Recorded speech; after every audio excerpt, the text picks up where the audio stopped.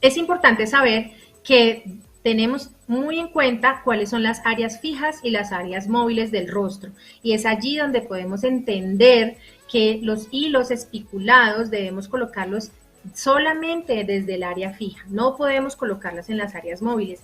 Esto también lo vamos a aprender, esto también lo vamos a repasar. Esto también nos va a ayudar a evitar las complicaciones que podemos tener y obviamente pues va a hacernos mucho más seguros a la hora de aplicar un hilo, sobre todo los hilos espiculados, que son los que nos producen esa atracción. Las áreas fijas son aquellas que se encuentran detrás del canto externo de la región facial, es decir, desde aquí hacia atrás. Como ustedes ven, es un área fija. Y las áreas móviles son estas. Nunca debemos colocar un hilo especulado en un área móvil porque no vamos a tener unos buenos resultados y podemos ser propensos a tener una complicación que no queremos tener.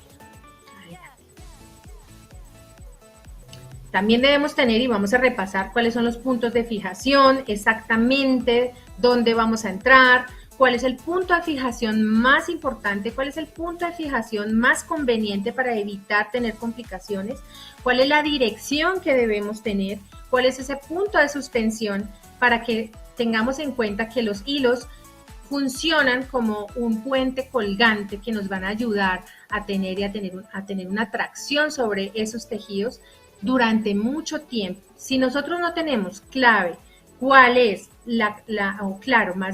no tenemos claro cuál es ese punto de fijación, ese punto fijo, muy claro en nuestras mentes, pues obviamente no vamos a tener unos buenos resultados. Aquí en esta masterclass vamos a tener muy claro cuáles son los puntos fijos que más nos convienen para que tengamos unos buenos resultados y evitemos la insatisfacción del paciente, que también se puede considerar como una complicación. Adelante. Entonces aquí pues vamos a repasar cuál es el punto de fijación, cuál es el punto de suspensión, hacia dónde se dirigen los hilos, cómo debemos evaluar un paciente, cuál es la armonía que debemos tener frente a un paciente, la evaluación global del paciente, cómo debemos verlo como un todo, exactamente qué es lo que quiere el paciente, debemos resolver sus inquietudes y todo lo que él con lo que llegue a la consulta. Por eso debemos tener muy claro y podemos aprender en esta masterclass que está en la plataforma cómo debemos saber cuál es el punto de fijación, dónde queda el punto de suspensión y hacia dónde, cuál es el vector hacia dónde nos dirigimos para tener unos buenos resultados y evitar las complicaciones. Adelante. Entonces aquí pues lo más importante es que nosotros tengamos muy claro saber cuáles son las estructuras susceptibles para lesionar. Como vemos, todas se encuentran debajo del ESMAS y tenemos que saber y tenemos que tener muy claro que el ESMAS es una estructura que se extiende desde la región temporal hasta abajo, hacia la parte más inferior del rostro. Y esa estructura, el ESMAS, es nuestra base, es el punto donde debemos evitar tocar para que tengamos esas estructuras susceptibles. Entonces, ¿qué podemos lesionar si nosotros no tenemos esa claridad en la anatomía? Podemos lesionar la arteria superficial temporal, la arteria cigomática orbitaria, la arteria temporal y cigomática, también la arteria facial transversa. Podemos lesionar el conducto parotídeo, que también muchas veces por error en la técnica y error en el plano lo podemos lesionar. Adelante. También entonces hacemos mucho más énfasis de cuáles son esas estructuras vasculares y cómo evitarlas. En qué momento podemos saber si estamos sobre una estructura vascular, en qué momento podemos saber si nos acercamos, cómo podemos evitar lesionar una estructura vascular que no queremos en ningún momento lesionar, porque realmente es muy difícil solucionarlo en el momento que el paciente se vea con un hematoma o con algo que realmente no le gusta. Entonces, cuando nosotros tenemos claro cuáles son esas estructuras vasculares, cuál es el recorrido de esa arteria temporal, hacia dónde se va exactamente en el rostro, nosotros podemos evitar esas complicaciones que no queremos tener. Adelante.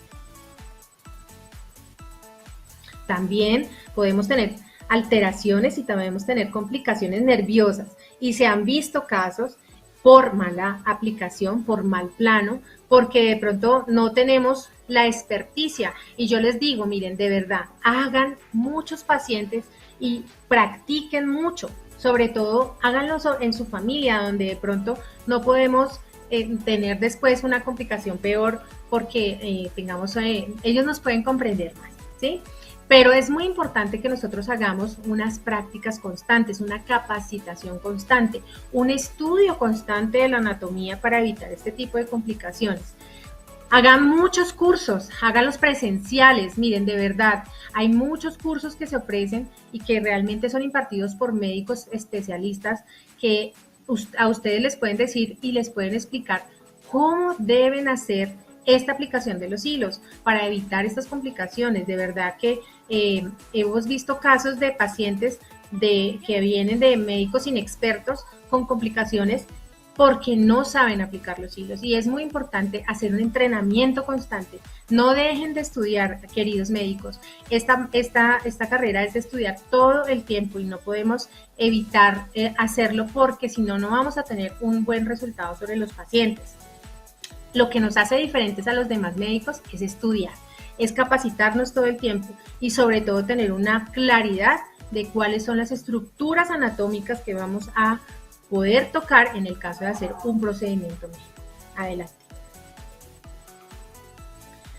El nervio facial tiene un recorrido, también lo vamos a saber. Sabemos que está por debajo del esmalte y en el momento que llega al hueso cigomático se hace mucho más superficial. Y es por eso que tenemos que tener cuidado. Ahí podemos tener muchos tips, ahí les vamos a dar muchos tips de cómo evitar y cómo alejarnos de este nervio en el momento de hacer la inserción de los hilos, sobre todo los hilos esticulares, que van mucho más profundos. Adelante. Este conducto parotidio también es muy susceptible de lesionar, sobre todo cuando aplicamos los hilos en la parte no móvil y que se van hacia el yago. Recuerden que el conducto parotidio, esta es una clave que realmente pues también la vamos a hacer mucho más profunda en estas clases, se hace mucho más superficial cuando emerge de la glándula parotidia. Es por eso que tenemos que tener cuidado y debemos saber exactamente dónde está ubicada la glándula parotidia del paciente y a dónde podemos llegar a tocarlo. Hemos tenido también casos de pacientes que han llegado por lesiones del conducto parotidio, pero realmente afortunadamente son muy fáciles de solucionar. Sin embargo, pues no es para nada agradable al paciente. Teniendo un conocimiento profundo de la anatomía, obviamente pues vamos a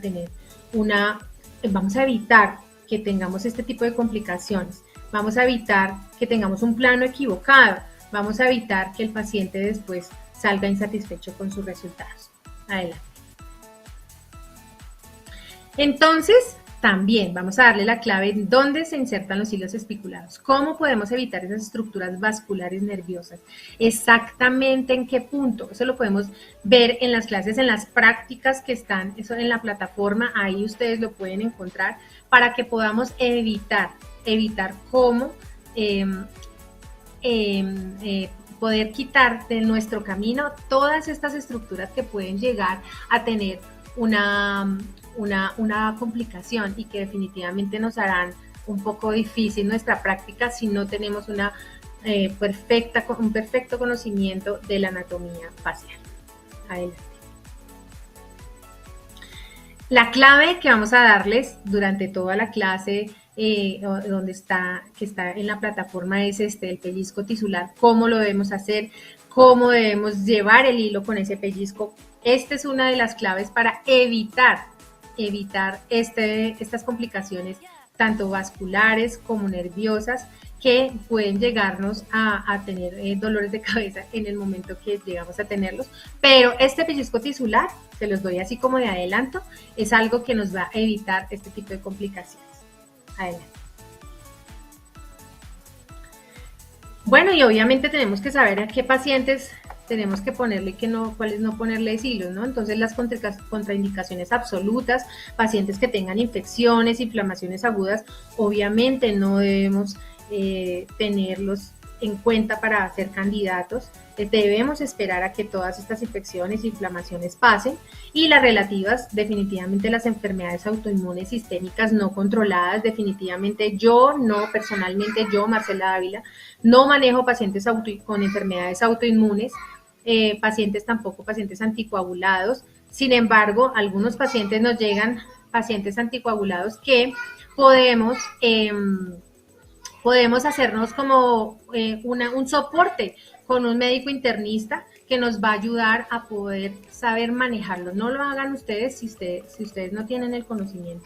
Siempre háganse un soporte con las diferentes especialidades médicas que tienen a su alrededor para poder tener un buen resultado. Sin embargo, cuando yo tengo un paciente anticoagulado, tengo mucho cuidado porque sé que puede llegar a tener una complicación, sobre todo de hematomas. Entonces, la verdad es mejor evitarlos.